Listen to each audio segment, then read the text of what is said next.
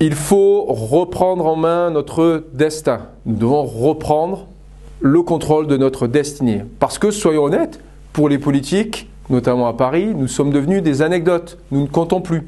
Surtout nous, les classes moyennes. Alors il faut se réveiller. Je sais que ça n'est pas facile.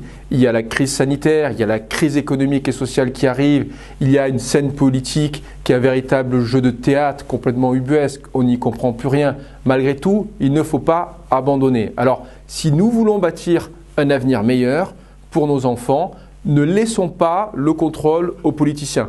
Il y a des échéances électorales qui arrivent. Alors, vous avez vu ces élections en juin, c'est un petit peu compliqué, on ne peut pas vraiment faire campagne parce qu'il y a la crise sanitaire, mais on peut quand même aller voter en toute sécurité au mois de juin. Et nous, ce que nous souhaiterions, avec notre avenir meilleur, c'est qu'il y ait un maximum de Français qui s'engagent, des candidats citoyens, hors des partis, qui partent en campagne dès le mois de juin et puis qui se préparent aussi pour les grandes échéances qui sont celles de l'an prochain, 2022. Ça va définir le sort de notre pays pour au moins 4 ou 5 années. Donc il faudra être prêt. Donc n'abandonnez pas, ne perdez pas espoir dans la politique. Vous pouvez faire de la politique électorale, vous pouvez faire de l'associatif, mais surtout engagez-vous, ne restez pas dans l'apathie, engagez-vous au service du pays et n'hésitez pas, si vous le souhaitez, à aller à ces élections cantonales par exemple et nous pourrons vous aider, nous pourrons vous mettre à l'honneur en particulier sur nos réseaux sociaux ou nos programmes YouTube.